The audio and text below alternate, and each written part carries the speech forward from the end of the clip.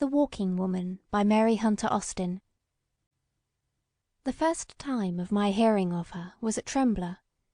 We had come all one day between blunt whitish cliffs rising from mirage water, with a thick pale wake of dust billowing from the wheels, all the dead wall of the foothills sliding and shimmering with heat, to learn that the Walking Woman had passed us somewhere in the dizzying dimness, going down to the Talares on her own feet.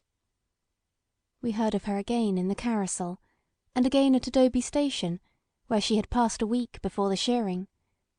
And at last I had a glimpse of her at the 18-mile house as I went hurriedly northward on the Mojave stage. And afterward sheep-herders at whose camps she slept, and cowboys at rodeos, told me as much of her way of life as they could understand. Like enough they told her as much of mine. That was very little.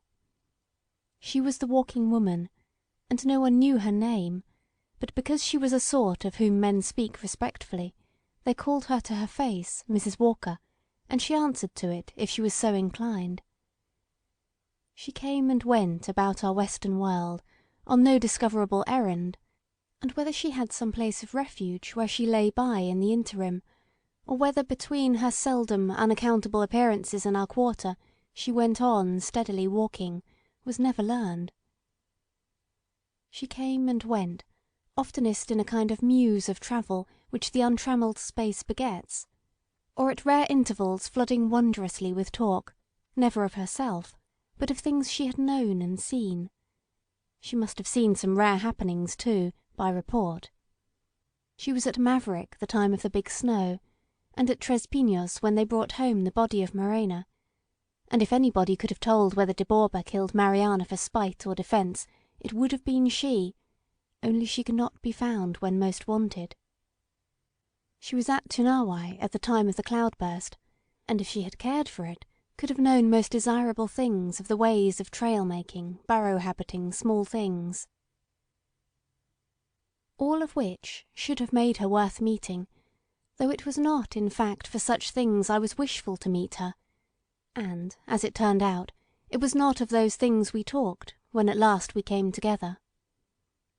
For one thing, she was a woman, not old, who had gone about alone in a country where the number of women is as 1 in 15.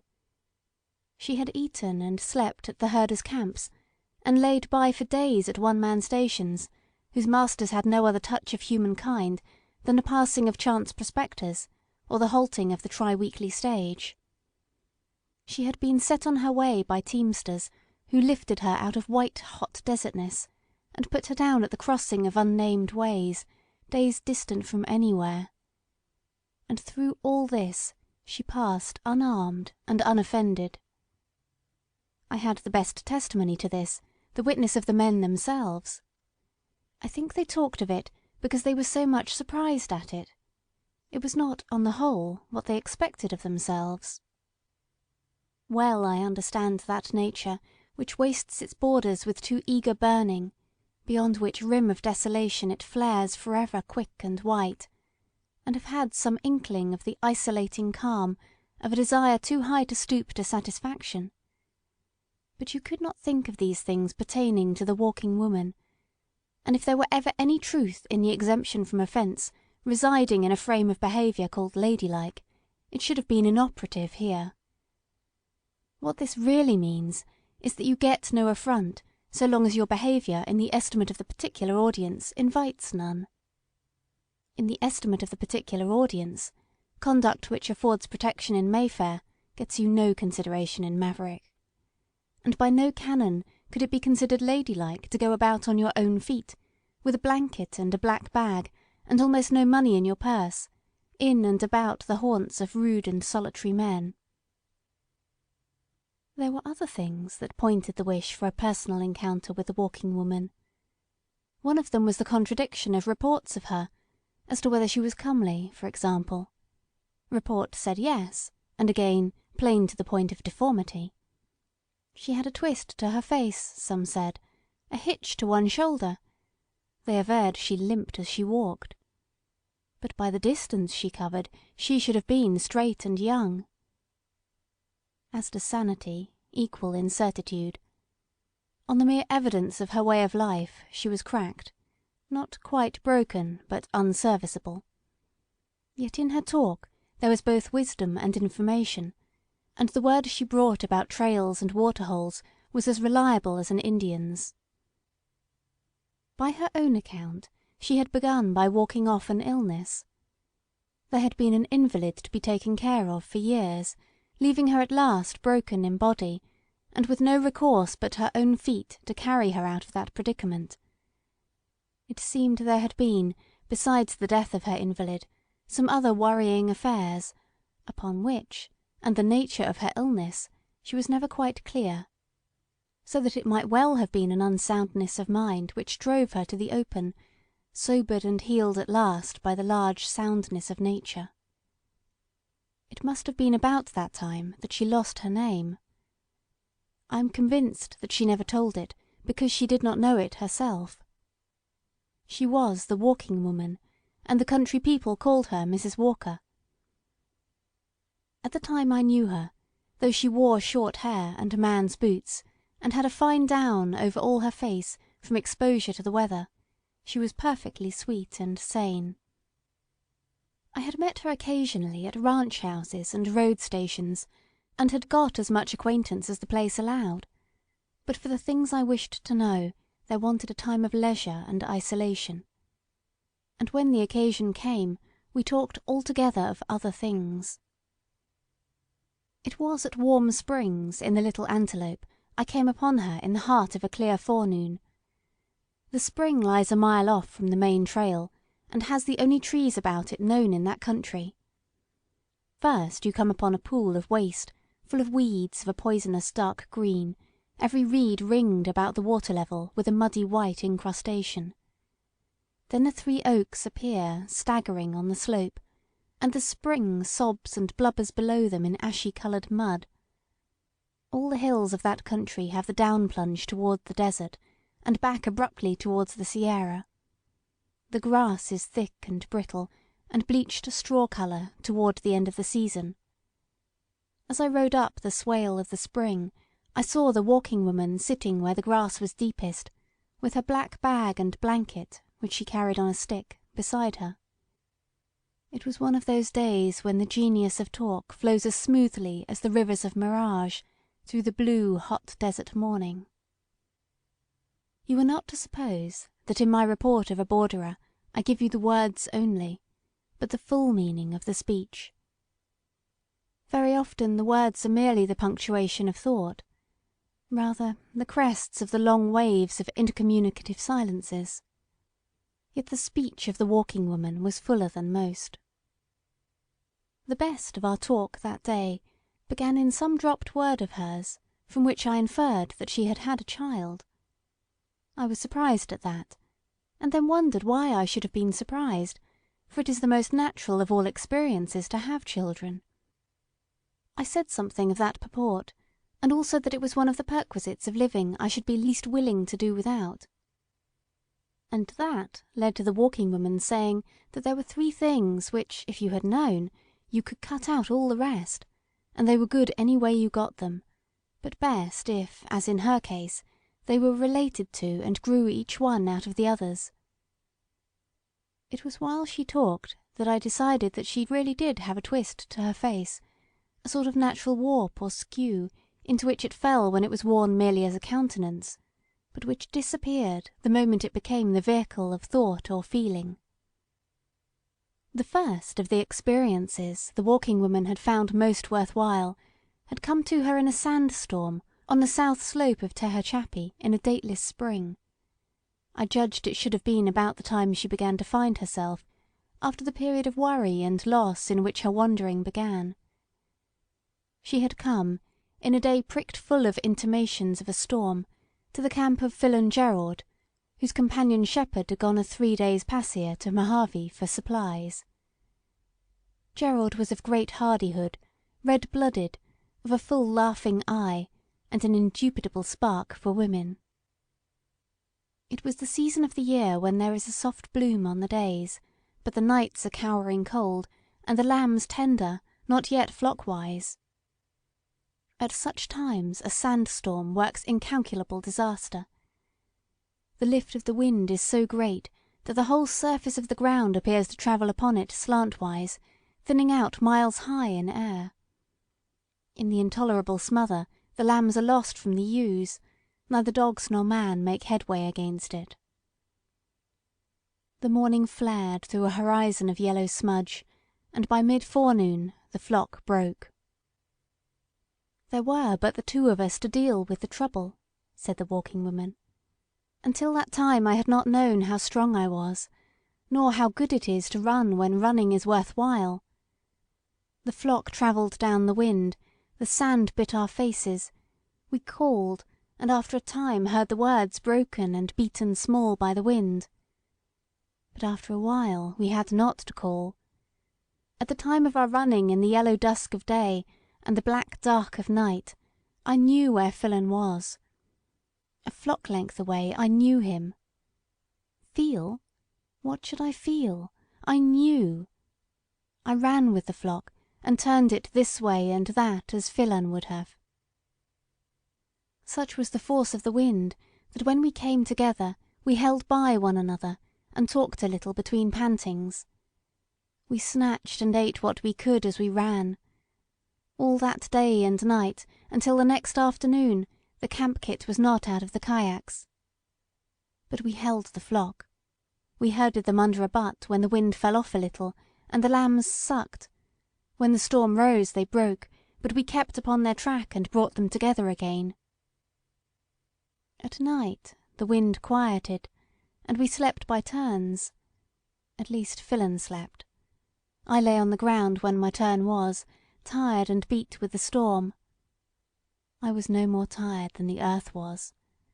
The sand filled in the creases of the blanket, and where I turned dripped back upon the ground. But we saved the sheep.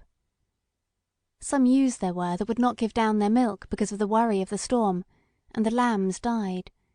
But we kept the flock together, and I was not tired. The Walking Woman stretched out her arms and clasped herself, rocking in them as if she would have hugged the recollection to her breast. "For you see," said she, "I worked with a man without excusing, without any burden on me of looking or seeming, not fiddling or fumbling as women work, and hoping it will all turn out for the best.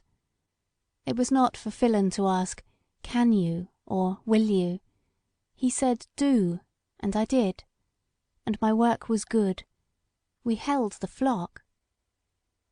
"And that," said the Walking Woman, the twist coming in her face again, "is one of the things that makes you able to do without the others." "Yes," I said, and then, "What others?" "Oh," she said, as if it pricked her, "the looking and the seeming." And I had not thought until that time that one who had the courage to be the Walking Woman would have cared. We sat and looked at the pattern of the thick crushed grass on the slope, wavering in the fierce noon like the waterings in the coat of a tranquil beast. The ache of a world-old bitterness sobbed and whispered in the spring.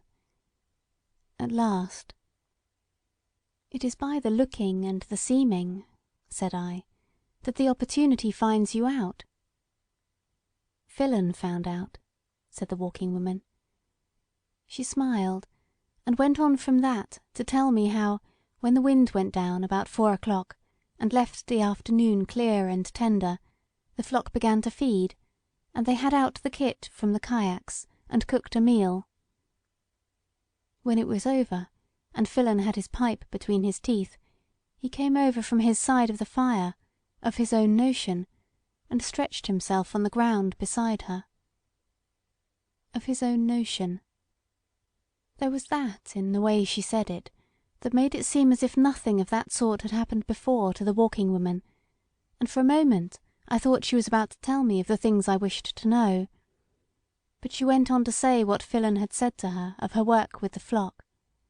Obvious, kindly things, such as any man in sheer decency would have said, so that there must have something more gone with the words to make them so treasured of the Walking Woman. "We were very comfortable," said she, "and not so tired as we expected to be." Filon leaned upon his elbow. I had not noticed until then how broad he was in the shoulders and how strong in the arms. And we had saved the flock together. We felt that. There was something that said, together, in the slope of his shoulders towards me. It was around his mouth, and on the cheek high up under the shine of his eyes.